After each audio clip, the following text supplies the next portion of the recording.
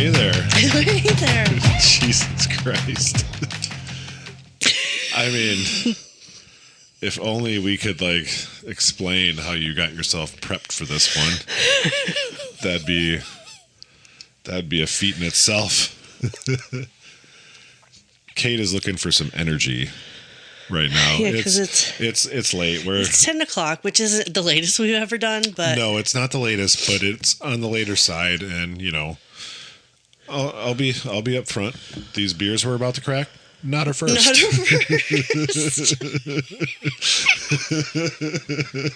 So we may have had some prior to actual recording, and that, you know, is some people do can make you lose some energy. Yes. They don't call alcohol an upper. No, that's so sad. I know, because it makes you so giddy sometimes. I know, but then you stop and you're like, yeah, it's like, why did you stop that? I know. But anywho, so hey, we're the History Buffoons. I'm Kate. And I'm Bradley. And we're kind of boring this time, and we have our staples. Okay, so I don't consider that boring. I consider that, hold on, I'm reaching for mine. I consider that consistency. And there's nothing wrong going. We try a lot of new beers. I'm sorry, I'm just going to start drinking while you talk. I can tell. Holy balls. But I love how it, like, drowns out the microphone when I open it. It's just so weird. But there's nothing wrong with going back to our standards that we like. Yeah, keep talking. I'm still drinking. Oh, yeah, I can tell. So, Kate is currently down in a Modelo. Apparently, it's chug season. And I can't chug. No, I know. I was joking. I'd be wearing it, and I don't really want to wear it. Yeah, please don't do that. And I am having the classic Summer Shandy because, you know... In wintertime? It's December. Why not have a Summer Shandy? And I'm okay with that because apparently, a month or two ago, whatever it was... no, actually, a couple months ago. I think I even mentioned it on a podcast. I heard that it was year-round now, so... Yay for you. I mean, it's my go-to. I did have a celebration earlier, which I was... Did I do that on the podcast? Yeah, I think I did, didn't I? I don't remember now. All I can think of, celebrate good times. Come on. That's not the words, is it? You need to stop hitting your legs like that. I need my energy. Okay, what's the lyrics? Celebrate good times. Is it Come good times? on. I believe so. Cool. I'm good. I'm good. All right, podcast over. She's good, folks. Peace out. Welp. I don't have my story yet. Oh. Well, hey, so real quick, though, I assume you have a question for me, yes? Yeah. Okay. Can I ask you a question first, then? Yeah. Wow, so matter of fact. This is not how we planned it. Yes. No, so when you were a senior in high school, like most seniors in high school, they have a yearbook. Did you do a senior quote? We did not. You did not? No. Okay. The reason why I ask is I was listening to some songs the other day, and the song that came on, which I will say in a moment after I say which one I did use, I always wanted to use a line from the song as my senior quote, but my favorite band is Nirvana. The one I wanted to really use is not Nirvana. So in my brain, I thought I was obligated to use a Nirvana quote. And there's a line in a song off the Nevermind album saying, "Our little group has always been and always will until the end." When you're in high school, you think you're going to be with your buddies all the time and whatever. Sure. Fucking, that is horseshit. So things happen. People move away. Things happen, separation, whatever. So the other thing that really irritates me about my senior quote was that the dumb fucking bitches on the yearbook committee fucking corrected the wording. It was a quote, but it's "Our little group has always been and always will until the end" is in the lyrics in the song. Will be. They corrected it to will be. And I'm like, what the fuck? That's not what I put down, and that's not the line. So that really pissed me off. Yeah. So the song that I wanted to use the line from was, it's called Pepper by the Butthole Surfers. Wow. Yes, it's fan-fucking-tastic. And this is another reason why I'm disappointed. So the quote I used was too many words, so I couldn't put who it was by. So it was just a quote. It was never, not like Nirvana under it or something. Yeah. But the line from the song is, you never know just how you look through someone else's eyes. Mm-hmm. And then I could have put the Butthole Surfers. And I it's not like I regret it. I'm like, oh my God, my life is over because I didn't do it. I wish I would have used that because it's so much more prevalent to like than the one I used. Because things happen, people move away, like you said, whatever. And it's like, well, shit. What made you ask this question? I listened to the song the other day. Yeah? And it just reminded me, I'm like... The Butthole Surfers? Yeah, I listened to Pepper the other day, and I guess I never really asked if you ever had a senior quote or anything. No, they didn't do that. No, but we did, and I picked the wrong one. So I just wanted to ask that. I do remember my class's song. What was it? Dream On by Aerosmith. Wow, really? Mm-hmm. That's super fun. I couldn't care less. I say that's not a bold move, but okay. I don't remember mine, and I'm not going to try and remember it because it's irrelevant, but... Well, I mean, as we're kind of talking about school... Yeah. Did you ever have to write poetry in school? I mean, I probably had to write something. I don't recall any poetry that I've ever penned to paper, but I would imagine I did. Yeah. Did you? Yes, but I mostly remember reading and like trying to interpret poetry, like William Blake. Yep. Good old Bill. Yeah. And my good friend has a poetry book out on Amazon called Pieces of Me by Christina Zill. Yes. And so I read a lot of her works before she published. Right. And then I've got some poetry books that are called The Poetry Pharmacy or something like that. The Poetry Pharmacy? Yeah. Wow. And the author essentially like pulled poetry from different people, and he categorized them in a way that if you're feeling depressed, read these poems. Oh, so it's like a prescription for a certain feeling or whatever. Okay. Yeah, so he's got 2 of those books, and those are really fascinating. I actually really, really like it. Yeah, that's interesting. One would be like, aging parents, read this poem. Like, it's really, really kind of obscure in some ways. Sure. But I really like that, too. Okay. Anyway, so we're actually going to talk about America's first African-American published poet. So you don't have a question for me then? Or was that the question? My question was, did you ever write poetry? I'm just making sure. Just making sure. Pay attention.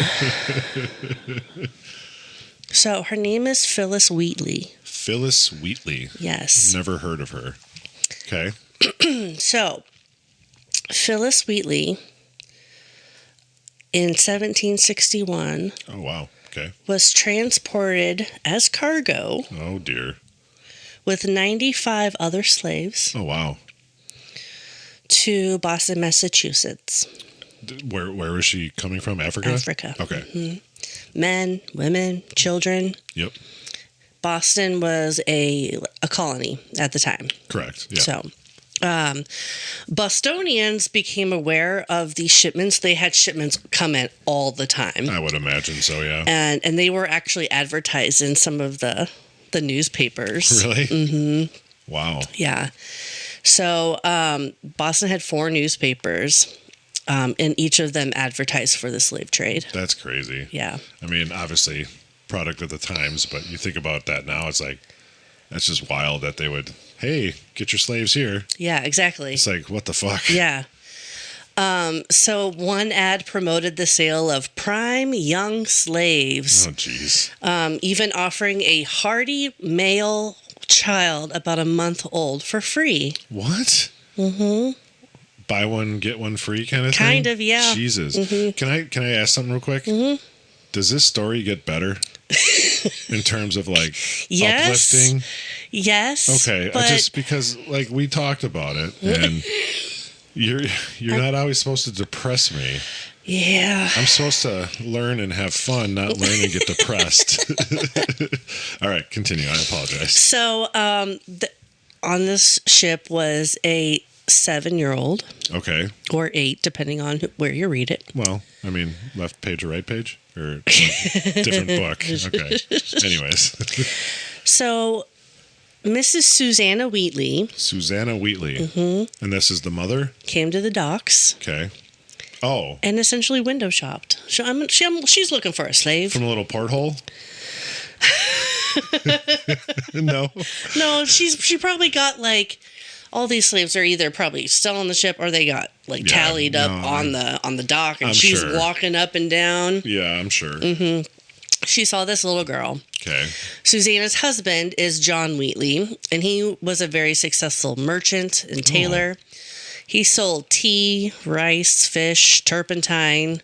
Did he like go under when they put all the tea in the harbor? I don't believe so. No, but okay, just making sure. But he also made candles from whale oil. Oh, okay. So he owned a sloop, which is a small single-masted ship. Okay. He called it the London Packet, and he would I was going to say drive, ride, sail, steer. What? Drive. He would sail during like whaling expeditions. Okay. Sure. He also had warehouses, real estate, so very prominent in Boston. Sounds like it for sure. Yeah. So his businesses were actually brick structures on like one of their very widest roads called King Street. All right. The rest of the city was still kind of mostly built in wood. Sure. So very prestigious to be on this street in particular. Fancy brick. And the Wheatley's house was remembered as being a hospitable mansion. Oh, yeah. Well, that's nice. I mean, at least they were hospitable in their mansion. And they were staffed by a few slaves. Well, of course, because they're not going to do the work. So they also toured town in a carriage. Oh. And they were only one of a few that were privately owned. As many as the city dwellers would walk through town because it was small enough. Well, small enough, and some people can't afford carriages and whatever, so that makes sense. So the Wheatleys purchased this frail, sickly girl to be a domestic servant for Susanna. And she was 7 at the time, you said, right? Yes. Okay. So she was actually purchased pretty quickly and with very little money, as the captain of the ship wanted to make a small profit before she died. Like, that's how sickly she was. Oh, so like they thought she was like on her deathbed kind of sickly. They thought that she was terminally ill. Oh dear. Wow. Okay. She didn't have like a great health throughout her life. Well, I can't imagine. I mean, it was a very short life to begin with, but so she was given the name Phillis Wheatley. Okay. Named after the ship Phillis that brought her in. And obviously the Wheatleys. And the owner's last name. And that was prevalent in the time. Was it really? Mm-hmm. I find that odd, actually, just because, like, the way they regarded the slave people is just literally property. Like, it's funny that they would actually give them their last name. There might be a difference as well as, like, northern slaves versus southern slaves. I'm sure there was, yeah, for and sure. I don't know that answer, but it just, I don't know, it just strikes me as odd that they would do that, but okay, fair enough. So Susanna quickly realized that Phyllis possessed an exceptional ability to learn. Oh, so she was pretty smart. Yes. So John Wheatley later recounted, quote, "Without any assistance from school education and by only what she was taught in the family, she, in 16 months' time from her arrival, attained the English language." Oh, wow. To which she was an utter stranger before, to such a degree as to read the most difficult parts of the sacred writings, to the great astonishment of all who heard her, end quote. I mean, I grew up with just English, learning another language, especially at that age of 7. I couldn't even fathom that. Yeah. Like, me gusta cerveza. I like beer. Same. Yeah. That's why we have them at the beginning of We mix it up once in a great while, but we stick to the beer. Anyways, that's impressive. I mean, 16 months. 16 months? I mean, that's... Wow, okay. So Susanna was a woman who also loved education. All right. And it wasn't super clear as to who taught Phillis, but they think it was kind of more of a collective family project led by Susanna and then eventually her 18-year-old daughter, Mary. I was going to just ask, so is that the only their actual only kid? Or they have Mary and Nathaniel, and they are twins. Oh, okay. And they are 18. Gotcha. They have other slaves, and then they also have Phillis. Okay. Okay, and Phillis was meant to specifically work with Susanna. Sure. So John Wheatley was known as like a progressive throughout New England, and his family basically afforded Phillis an education. Okay. And for an enslaved person, that is incredibly unusual. Yeah, very rare because they usually didn't waste their time, money, resources, whatever on that. They just wanted them for a specific task, and you do that. Yeah. Okay. So their instruction covered a wide range of subjects: reading, writing, religion, language, literature, history. She was also immersed in the Bible, astronomy, geography, British literature, particularly from John Milton and Alexander Pope. Okay. And Greek and Latin classics from Virgil, Ovid, Terence, and Homer. Do you know why I know Alexander Pope? Yes. How? I am going to guess from Dan Brown's book, The Da Vinci Code. Well, I got it from the movie, but yes. Yes. Correct. All right. Anyway, sorry. I'm like, ooh, Alexander Pope. I know that guy. A Pope and turd. Anyways, continue. So within 4 years, she learned to read and write like fully. Oh, wow. Yeah. She was fluent. I mean, that's pretty impressive. Yeah. So at 13 to 14 years old, Phillis published her first poem. Wow. In the Newport, Rhode Island newspaper called the Newport Mercury. Okay. It was tucked away on the third page on December 21st, 1767 edition. Wow. And her poem was called On Miss. It doesn't say Mr. It's Messrs, like Messrs, like multiple misters maybe. Say it again? Messrs. That's weird. Almost like Mrs. Mrs. Right, But okay. Yeah, I'm unfamiliar with that. But all right. I'm just going to say Misters because I'm not really sure. But Misters Hussey and Coughing, that's the title. Okay. So this poem was published in Rhode Island, as it could have been like the first paper to actually accept her poem. Right. She tried a lot to get her poems published, and this was probably one of the first that would actually accept it. Do you find it funny that she mastered the English language in 16 months and you're almost 40 and you haven't? Anyways, continue. I need a beer. You were so rude. I mean, I saw an opportunity. Wow. I ran with it. Not to derail you. I apologize. So the poem is a religious reflection of a near-death You were so rude. Now it's like sticking in your brain. You're like, that bastard. Oh, I'm sorry, Kate. Okay, so the poem was about near-death experience of these two sailors. Okay. Wheatley uses the sailor's ordeal as a metaphor for the human condition, highlighting like the fragility of life and importance of faith and da-da-da-da. Sure. But it was the elegy of Mr. George Whitefield that brought Wheatley national renown. Renown? Yes. Again, renown. I stand by what I said before. Yes. So, are you going to get into who that person is? Yeah. Okay. George Whitefield was an evangelical mister.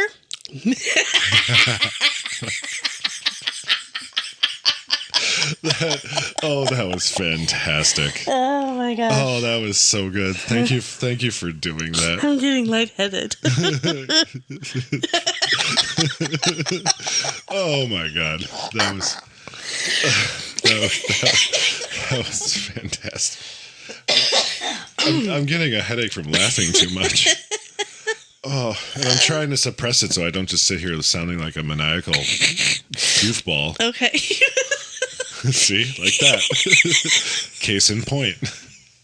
It's like she knew what I was going to do, so she acted it out. Oh, he was a minister. Or a mister. I mean, he probably was a mister, too, I guess. I love the fact that you said mister. Oh. Okay, he was an evangelical minister. Mr. Minister. And he had like widespread recognition already. Okay. So Wheatley published the poem in a pamphlet in Boston, Newport, Philadelphia. Wait, what's his name? George Whitefield. Okay, you said Wheatley. Yeah, Phillis Wheatley published the poem. Oh, I see. Yeah. Okay, I see what you're doing. Yeah. So it was published in Boston, Newport, and Philadelphia. Okay. And it was published alongside his funeral sermon. Oh. So like the sermon was printed and her poem right next to it, both regarding George Whitefield. I didn't know misters did sermons. So this happened in 1771. Okay. And it brought her into the spotlight. Wow. So it just kind of took off. Yes. Just because it was close to his sermon. I mean, so it was obviously saw a lot because of that. Yes. Kind of thing. Yeah. Okay. But it was in reference to him. So like it was kind of like a paired writing. It was done on purpose then. Yes. Gotcha. Yes. Okay. So with Susanna's support, Phyllis actually advertised for her first poetry book. Oh. She asked for subscribers. Okay. So basically like pre-orders. Yeah. Give me money, I'll give you book. In that order. Things haven't changed. Give me money, I give you book. Wow. Unfortunately, It didn't work out that way? Or? no. Oh, boo. Colonists weren't exactly keen on supporting black authors. Yeah, which is weird. Yeah, so Phyllis and the Wheatleys actually went to London to look for a publisher. Really? Yeah. So They're like, let's cross the Atlantic. Do you remember how you got here? did it take them 2.5 months to get there, like when they went to Roanoke? Roanoke? I don't know. So before she actually went to London, Yeah. the colonists, they didn't believe that a black woman could write these poems. Oh, so they just thought they were like faking it? Yes. And some white person wrote it? And that's Wow. so she wasn't getting any support, which is why she went to London. No, but sure. You know what the colonists did? What'd they do? They had a tribunal for her. Oh, thank God. I know. That had to fix everything. In 1772, Phyllis was questioned in the Boston Town Hall by 18 prominent men. Oh, Jesus. 7 were ordained ministers, Not misters? 3 poets, and 6 loyalists to the British Crown. I don't know who the other 2 were. They were just probably at a pub and be like, hey, we need 2 more. Yeah. Those guys. So, some of the people that were of the 18, Yeah. His Excellency Thomas Hutchinson, who was the governor of Massachusetts. Oh. Reverend Samuel Mather, who is son of Cotton Mather. And I'll get to that. Oh, okay. I'm like, I don't know who that is, but okay. You will. I Yes, you will. So, son of Cotton Mather. will wait with bated breath. Reverend Mather Biles, who is nephew of Cotton Mather. Cotton Mather was one of the ministers in Salem during the witch trials. You know, it's really funny because I was literally just going to ask Yes. a question on that. So, okay. Yes. That is kind of funny. So his son, who was a reverend, and his nephew, who was a reverend, are 2 of these men. Wow. Then we have James Bowden, who was a close friend of Benjamin Franklin and a poet. Oh. And John Hancock. I thought it was Herbie Hancock. Who's that? Have you ever seen Tommy Boy? Yeah. It's like, put your John Hancock on here. It's like, everybody knows it's Herbie Hancock or whatever. I don't know whatever the line that. is. Because he's an idiot. Great movie, Well, though. John Hancock was the third president of the Continental Congress and signer of the Declaration of Independence, and everybody knows him because he has the biggest signature. Yeah, put your John Hancock on Yeah, there. and that's how, yeah. Anyway, so of the 18 men, a majority of them were slaveholders, and one was even a slave dealer. Oh, So some even came to her home good Lord. before the tribunal to witness her writing. They said, write about this. And she's like, okay, Yeah. watch me do it. Yeah, okay. Do you want me to use calligraphy or? Yeah, right. Well, she passed because they're like, weird. oh, I see it now. Okay. Well, yeah. So the statement declaring, there was a statement declaring her as the author, Okay. and it was signed by all 18 men. Did John Hancock sign it? Yes, he did. Was it really big? It said, quote, we whose names are underwritten do assure the word that the poems specified in the following page were, as we verily believe, written by Phillis, a young Negro girl, who was but a few years since brought an uncultivated barbarian from Africa, Wow. and has ever since been, and now is, under the disadvantage of serving as a slave in a family in this town. She has been examined by some of the best judges and is thought qualified to write them, end quote. Good Lord. Can't you just say she is who she says she is? Can't you just say, yeah, you're cool? Yeah. Whatever. Anyways. In 1773, Phillis wasn't feeling well, but she still went to London. Okay. And she was accompanied by Nathaniel Wheatley, which is one of the sons. Mhm, the son. That's right. Okay. Yeah, yeah. People loved her there. Really? Loved her. Okay. They were impressed by how graceful she was, how well she wrote. And she even met Countess Selina Hastings, who was Countess of Huntington, who was also a friend of Susanna Wheatley's. The Countess was so impressed that she helped Phillis fund her book. Oh, wow. Really? Yes. That's impressive. So her book is called Poems on Various Subjects, Religious and Moral. Okay. Okay. So during this time, Miss Phillis also met Benjamin Franklin. Oh, because he was over there at the time? He was over there on behalf of the colonies. Right. No one likes these taxes. Do something about this. Was he burying people in his home over there? Or was that in France? Yeah, something like that. Did you ever hear that? What? The house he had, I don't remember if it was in England or France, because I know he went no, I think it was England, but I could be wrong. And, they excavated, a bunch of bodies. Yes, and I don't think they tied it to him. No, I know. If I recall. It's just a weird It is. story. Stay tuned, maybe? I don't know. But, okay, so she got to meet good old So, Benjamin. and Franklin was just like, yeah, I met her.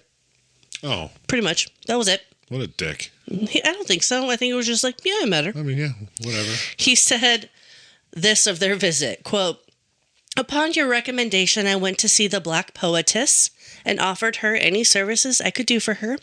Before I left the house, I understood her master was there and had sent her to me, but did not come into the room himself, and I thought was not pleased with the visit. I should perhaps have inquired first for him, but I have heard nothing of him, and I have heard nothing of her, and I have heard nothing since of her, end quote. That's it. So it's like, yeah, I met her once. Yeah. It's like, She came with her master, but I didn't meet her master. so then it was irrelevant then? Yeah, I don't know. That's weird. That's literally it. That's strange. Okay. So the book came out in London in late 1773, and that was just as Phyllis was heading back to Boston, and she came back right in time to pretty much care for Susanna, who was getting sick. Oh, really? That's the mother, right? So in 1774, Phyllis was manumitted, What does that mean? basically emancipated. She was freed. Oh. What is it? What is the word again? Manumitted. I've never heard that I in my haven't life. either. I had to look it up. Sure, I can And then I understand looked it why. up a second time. Just to make sure? Yes. I've never heard that term Yeah, before. basically released from slavery. Okay. Yeah. So the Wheatleys did that for her. That's really nice. And then just months after Phyllis's release in the spring of... Susanna died? Susanna died. Yeah. Figured. Yeah. In June 1775, Okay. the American Revolution was well on its way Yep. when George Washington was appointed commander-in-chief of the newly formed Continental Army. Yes. In October of that year, Phillis Wheatley wrote Washington a letter and a poem Oh, wow. and sent it to his military headquarters in Cambridge. Okay. She said, quote, "Sir, I have taken the freedom to address your excellency in the enclosed poem and entreat your acceptance, though I am not insensible of its inaccuracies. Your being appointed by the Grand Continental Congress to be Generalissimo of the armies of North America together, with the fame of your virtues, excite sensations not easy to suppress. Your generosity, therefore, I presume, will pardon the attempt. Wishing your excellency all possible success in the great cause you are so generously engaged in. I am your excellency's most obedient, humble servant, Phillis Wheatley," end quote. Okay, then. A few months later, he responded. Did he really? Yeah, he Oh, that's didn't get cool. it right away. Sure.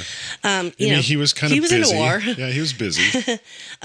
So he actually did respond. And there are two words in here I have not seen before, and they mean the exact same thing. And I don't understand why they're both in this, but I'm going to try my very best. I like that. My very best. Okay. So, Washington, Yes. General, a.k.a. future president. In case you didn't know. This is History Buffoons. Yeah. Yeah, we are. He says, quote, "Miss Phillis, your favor of the 26th of October did not reach my hands till the middle of December. Time enough, you will say, to have given an answer ere this. Granted, but a variety of important occurrences continually imposing to distract the mind and withdraw the attention, I hope will apologize for the delay and plead my excuse for the seeming but not real neglect. I thank you most sincerely for your polite notice of me in the elegant lines you enclosed. And however undeserving I may be of such encomium Encomium. and panegyric, Never heard of those. the style and manner exhibit a striking proof of your poetical There it is. talents, I like it. in honor of which, and as a tribute justly due to you, I have published the poem, had I not been apprehensive that while I only meant to give the world this new instance of your genius, I might have incurred the imputation of vanity. This and nothing else determined me not to give it a place in the public prints. If you should ever come to Cambridge or near headquarters, I shall be happy to see you to see a person so favored by the muses, and to whom nature has so liberal and beneficent in her dispensations. I am with great respect your obedient, humble servant." End quote. It's funny. It's like, obviously, times change. But, someone like that writes that kind of letter in response to what he received. And it's really nice. Most people today would be like, sup? Thank you for the poem. Yeah, I'd be like, thanks. I appreciate it. LOL. Look me up when you get in town. Yeah, BRB. So- whatever. It's funny how, like, we are going backwards in terms of that. You think you would go the other way, but now we just use emojis and whatever. It's like hieroglyphics all over again. But So, encomium and panegyric yeah, are basically preaches or texts praising someone. Like, they both mean the same thing. that's weird. Yeah, I had to look that up twice, too. I don't know. Well, yeah, because I've never heard of those words. And Yeah. the fact that they basically mean relatively the same thing is kind of weird. But all right, fair enough. Yeah. So, she's rubbing elbows with all these people. Well, I mean, future president, Yeah. future number one. Yeah. Yeah, Yeah. And Ben Franklin. that's crazy. And John Hancock. And Some all the Mathers. prominent, except for Marshall Mathers. But wait, Who's that? Eminem.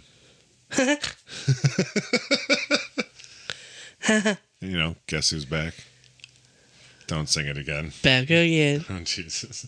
Shady's back. At least you got it right this time. Hello, friend. Okay. So, with the 1773 publication of Wheatley's books, Yeah. She became the most famous African on the face of the earth. I'm sure.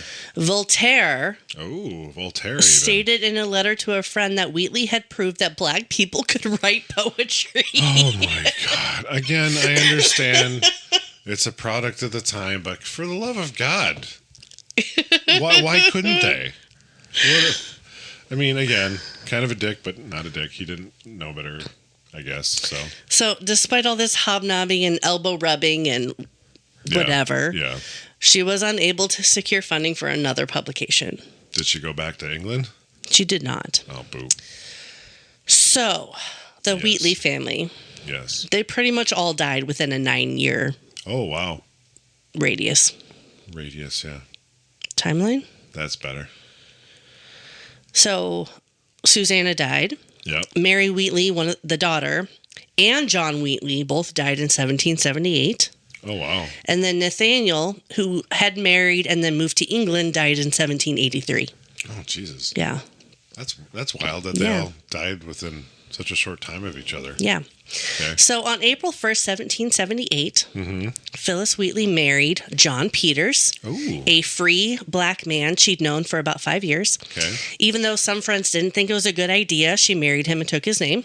Why did they think it wasn't a good idea? So he had big dreams, a lot of big dreams. He wanted to be a successful businessman and a professional. Well, who didn't? People said that he called himself Dr. Peters. What? He worked as a lawyer, owned a grocery store, and even tried opening a bar. Like, he's just like, I'll just do this and see what happens. Wow. So, like, he pretty much, I'm going to be this today. And so I'm just going to call myself that, and that's what I am. I mean, way to project it on yourself again? I don't know. It's weird.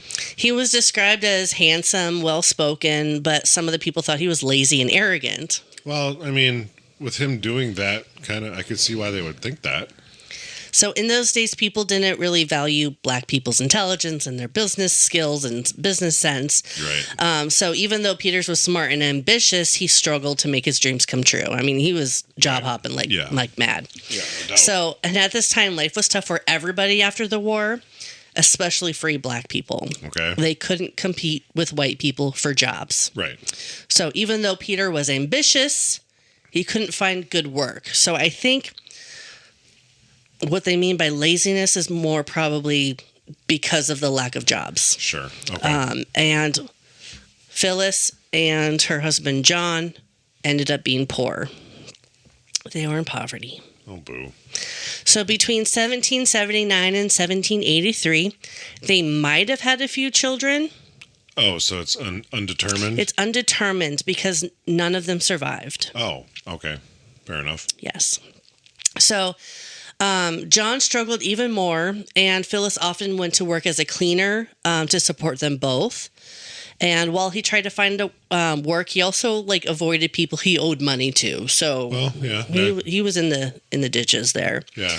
So to top it all, their dire situation off, Mr. Thomas Jefferson had some words for Phyllis. Okay. Yeah. All these presidents are just showing up. Like, hey, what's up, Phyllis? Yeah, so advocates like Voltaire were using Phyllis's poetry to argue that people of African descent had shown that they were capable to deserve freedom. Good Lord. But Jefferson disagreed. Oh. While he admitted that slavery was wrong, he still thought that whites were biologically and intellectually superior to blacks. Okay. In his book, Notes on the State of Virginia, Jefferson says, quote, "Misery is often the parent of the most affecting touches in poetry. Among the blacks is misery enough. God knows, but no poetry. Love is the peculiar ostium of the poet. Their love is ardent, but it kindles the senses only, not the imagination. Religion indeed has produced a Phillis Wheatley, but it could not produce a poet. The compositions published under her name are below the dignity of criticism." And this was Thomas Jefferson. Mm-hmm. All right. I'm going to lean towards what a dick. Isn't that awful? Yeah, what the fuck, man?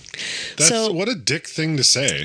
He was also kind confused because in the rest of his book, he actually contradicts himself. So he questioned whether she actually wrote her own poems. Like those other people did. Yeah, but then also said that her bad poetry proved her lack of intelligence. So he just didn't like it, so he called it bad, which made her stupid? Yeah. I mean, what a dick. But even though she wrote it, he doesn't think she wrote it. Yeah, it's like, okay, so he's just trying to bring her down for no reason, really, is what he's doing. So later in his book, Jefferson criticized Ignatius Sancho, who is a black man who wrote letters. He said Sancho's letters were more about emotions than intelligence. But interestingly, Jefferson himself later wrote about the importance of emotions in his own letters. So, like you said, he contradicted himself, clearly. What the fuck, man? So basically, Jefferson was trying to find ways to justify his belief in white superiority, even if it meant contradicting himself or making unfair judgments about black writers. So these powerful men stood behind her, yet equally powerful men were also scared to share the spotlight. Okay. Yeah. So eventually in 1785, John Peters was jailed for debt. Oh, dear. And Phyllis could not support herself with her writings. Sure. They lived in the slums in a nasty apartment. So did she not make money off that first book? No. How come? Did it say it at all? Why? No. Or just, okay. If she did, it was very short-lived and very little. Wow. In this nasty apartment doing this house cleaning work, she developed pneumonia. Oh, no. And she died at 31 years old. Oh, wow. That young. That's sad. December 5th, 1784. Wow. Yesterday. So you can tell we are recording this on the 6th. She was 31. Wow, that's terrible. Yeah. That's so young. That's sad. Especially because, I mean, she was a very bright girl. It's just funny that, well, to use a stupid line, white man bringing her down. Yeah. Because they just thought, well, you can't be smart because of your upbringing and such. But it's like, what? Thomas Jefferson's a dick. Sorry. So Phillis Wheatley's poems often address the issue of race and slavery, particularly in her most famous poem, On Being Brought from Africa to America. In this poem, she challenges the notion of racial inferiority, arguing that black people are capable of intellectual and spiritual growth. Okay. So Wheatley's poetry served as a powerful tool to challenge the prevailing racist attitudes over time, and she used her talent to advocate for the humanity and equality of enslaved Africans. Sure. Her work continued to inspire. Did you say expire? I don't know. Continues to inspire and resonate with readers today, reminding us of the enduring power of human spirit, the importance of fighting against injustice like Thomas Jefferson. So does like her book still exist then? Yes, you can buy it. Oh, you can? Yeah. Okay. I'm sure, obviously, reprinted, of course, but okay. Well, that's good news, at least. So some of the information I got was from the book The Odyssey of Phillis Wheatley by David Waldenstricker. Okay. And then there is a article on womenshistory.org, and there was a great one on American System Now, and a couple others, and that will all be listed in our show notes. Awesome. That is Phillis Wheatley. She is the first African-American poet to be published. That's crazy. Yes. Yeah, never, obviously, would have heard of her. Yes. But, all right. Well, would you like to... we haven't done an idiom in a little bit. Would you like to hear one? I would. So, okay. So this one, I'll just kind of say it was inspired by my cat. Because he has one eye. You'll understand in a moment. Mo. Yeah. So, all right. I'm not going to tell you what it actually is until I tell you how it came about, apparently. Okay. I'll just be over here drinking my beer. Yeah, I figured as much. Oh, well, no, it's going to say it, so I'm just going to tell you what it is. Okay. So it's to turn a blind eye. Oh, okay, yeah. You've heard that, yes? Yeah, like look the other way. Correct. Yeah. To refuse to acknowledge a known truth kind of thing. Yeah. So, all right, so apparently it's commonly accepted that turning a blind eye comes from a comment made by British Admiral Horatio Nelson. In 1801, he led the attack alongside Admiral Sir Hyde Parker in the Battle of Copenhagen. Nelson was blind in one eye. And so, Parker communicated to Nelson with their flags. You know, it's not like they had a cell phone back then. Or even I was going to say walkie-talkie. winks from the other eye. Yeah, right. 3 winks means this. Wink if you're in danger. But so he was communicating with these flags that they needed to retreat and disengage. And So like a white flag?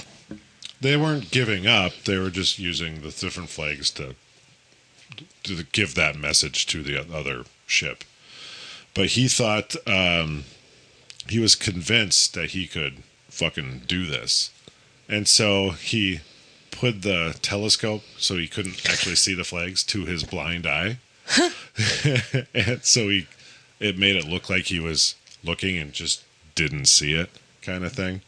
But he also apparently made a comment to a fellow officer about reserving the right to use his blind eye every now and again. So that's apparently where to turn a blind eye came, because he was literally blind in one eye, and he decided to use that eye instead of using his good eye to not see the message and go for it anyways. So Gotcha. yeah, it's kind of funny. So he had ulterior motives, and to make it look like he was a team player.